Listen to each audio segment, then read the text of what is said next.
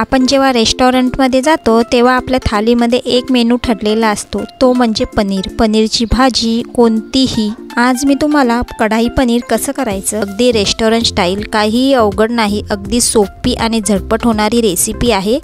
चला तर आपण साहित्य बघूया।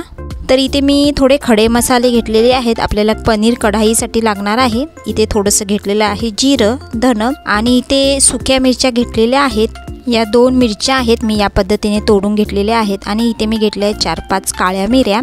या खड्या मसाल्यामध्ये तुम्हाला थोडीशी सोप ॲड करायची आहे।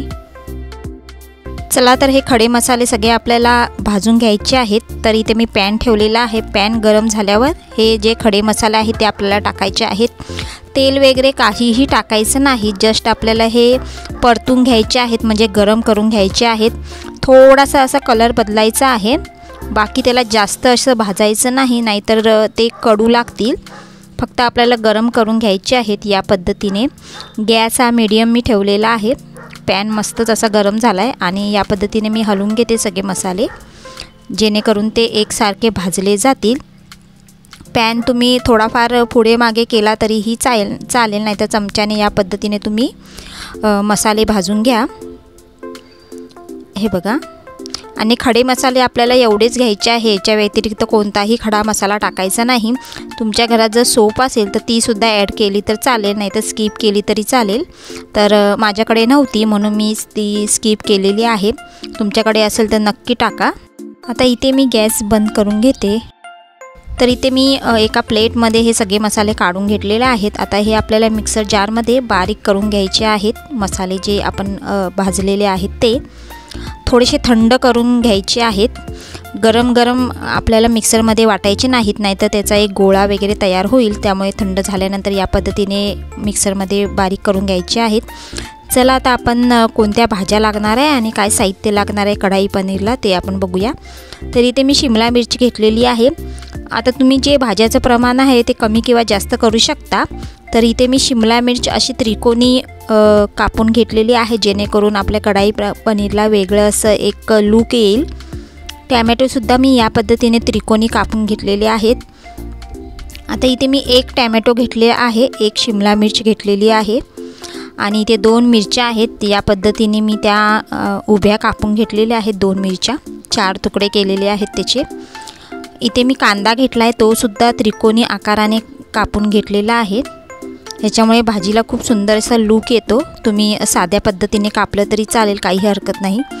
इथे सजावटीसाठी कोथिंबीर बारीक चिरून घेतलेली आहे आणि इथे मी पनीर घेतलं आहे। पनीर ज्या आपण भाज्या घेतलेल्या आहेत त्याच्यापेक्षा थोडंसं आपल्याला जास्त घ्यायचं आहे, कारण ही आपण पनीरची रेसिपी करतो आहोत। आणि पनीरसुद्धा मी या असे बघा त्रिकोणी आकारात कापून घेतलेला आहे। मस्त असं त्याला एक आकार द्यायचा आहे, नाहीतर साधा तुम्ही कापला तरी चालेल। इथे अद्रकचे तुकडे केलेले आहेत, ते सुद्धा आपल्याला वरतून सर्व करताना टाकायचे आहेत। आणि इथे छोटासा पनीरचा तुकडा आहे, तो आपल्याला किसून नंतर टाकायचा आहे भाजी पूर्ण झाल्यानंतर। आता इथे मी पॅन तापवला आहे, पॅनवरती थोडंसं तेल टाकायचं आहे, आपल्याला जास्त टाकायचं नाही, कारण आपण ज्या भाज्या कापलेल्या त्या आपल्याला थोड्याशा रोस्ट करायच्या आहेत, म्हणजे शॅलो फ्राय करायच्या आहेत। तर इथे मी सगळ्या भाज्या टाकून घेतलेल्या आहेत, शिमला मिर्च, टॅमॅटो आणि कांदा।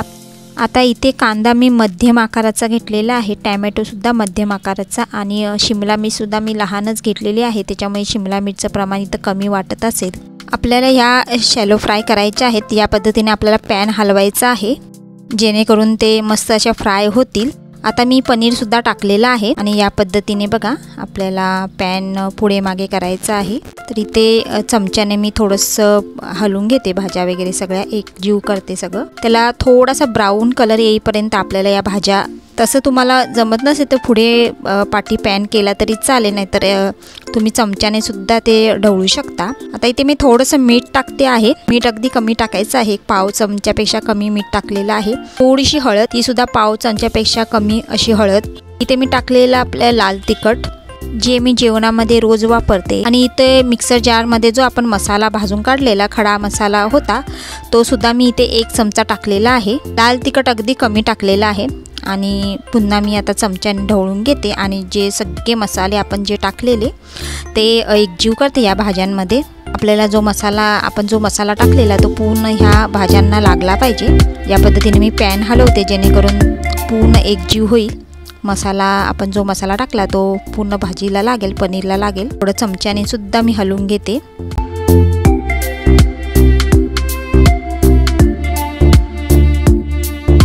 ज्या भाज्या आणि पनीर आपण फ्राय केलेलं ते अशा पद्धतीने एका प्लेटमध्ये मी काढून घेते। चला तर आपण फायनल फोडणी देऊया। आता इथे ज्या पॅनमध्ये मी भाज्या आणि पनीर फ्राय केलेलं त्याच पॅनमध्ये मी थोडंसं तेल टाकलेलं आहे। तेल आपण ह्याच्या आधी पण टाकलेलं भाज्या फ्राय करताना, त्याच्यामुळे तेल थोडं कमी टाकायचं आहे।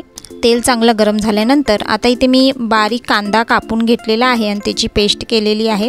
एक टॅमॅटो आहे, टॅमॅटो तुम्ही कमी जास्तही करू शकता। मी इथे एक टॅमॅटो टाकलेला आहे, कारण आपण फ्राय करताना एक टॅमॅटो पनीर बरोबर फ्राय केलेला, त्याच्यामुळे जास्त आंबटपणा येऊ शकतो, त्याच्यामुळे मी एकच टॅमॅटो टाकलेला आहे।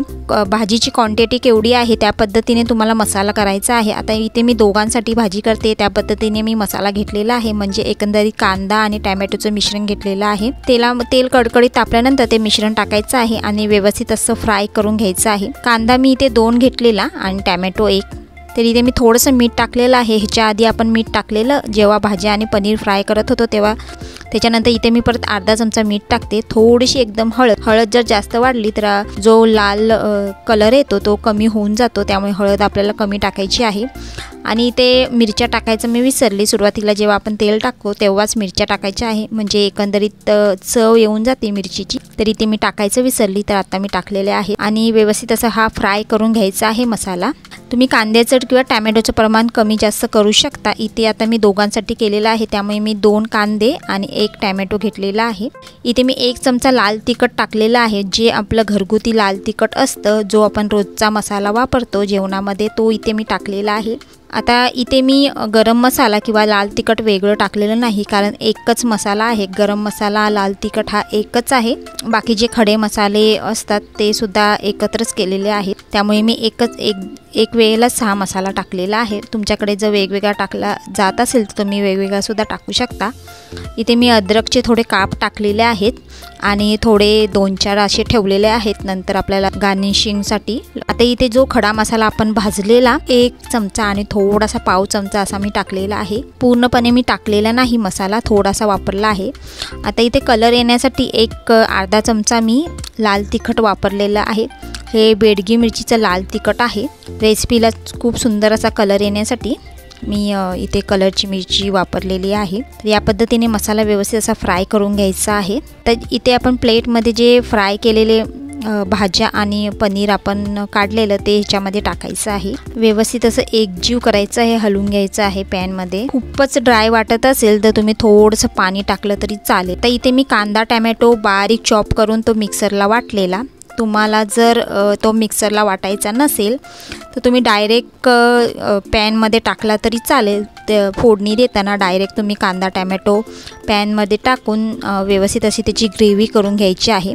तर इथे मी मिक्सरमध्ये वाटून घेतलेला। तर इथे मी थोडं पाणी टाकलेलं आहे, कारण मला थोडंसं लिक्विड असं म्हणजे ग्रेव्ही टाईप ठेवायचं आहे, त्यामुळे मी ज्या वाटीमध्ये कांदा टॅमॅटोची पेस्ट ठेवलेली त्याच वाटीमध्ये थोडंसं पाणी घेऊन त्या पद्धतीने भाजीमध्ये टाकलेलं आहे। व्यवस्थित असं एकजीव करून घ्यायचं आहे। थोड्या वेळासाठी हे झाकून ठेवणार आहे। इथे मी टाकलेली आहे कसुरी मेथी। पनीर म्हटलं तर कसुरी मेथी ही आलीच, तर इथे मी थोडीशी टाकून घेतलेली आहे कसुरी मेथी। तर व्यवस्थित आता पूर्ण आपल्याला परतून घ्यायचं आहे। पाण्याचं प्रमाण तुम्ही कमी जास्त करू शकता, जितपत तुम्हाला ग्रेव्ही ठेवायची आहे किंवा लिक्विड करायचं आहे। आता हे मी थोड्या वेळासाठी झाकून ठेवणार आहे, एक 5 मिनिटासाठी मंद गॅसवर ठेवणार आहे। तुम्ही जर जास्त पाणी टाकत असाल एक तर 10 मिनिटं तुम्हाला ठेवावं लागेल। आता इथे मी एक 5 मिनिटासाठी ठेवलेलं आहे। गॅसची फ्लेम ही लो केलेली आहे। तर चांगलं असं मस्त ग्रेव्ही आपली तयार झालेली आहे। कढाई पनीर फायनली तयार झालेलं आहे। तुम्हाला आता ही जरा सुकवायची असेल, म्हणजे सुकी भाजी करायची असेल तर तुम्ही एक अजून 5 मिनिटं झाकण ठेवून वाफवून घ्या, थोडा मीडियम गॅसवरती। तर इथे आपली कढाई पनीर किंवा पनीर कढाई फायनली तयार झालेली, अगदी हॉटेलसारखी लागते, रेस्टॉरंट स्टाईल ही आहे। तर ही तयार झालेली आहे। बघा मस्त कलर आलेला आहे, खूप सुंदर दिसते आहे। आता या स्टेजला मी गॅस बंद करून त्याच्यावर झाकण ठेवणार आहे। चला तर मग रेसिपी आवडली असेल तर एक लाईक करा आणि चॅनलवरती नवीन असाल तर सबस्क्राईब करा। थँक्यू।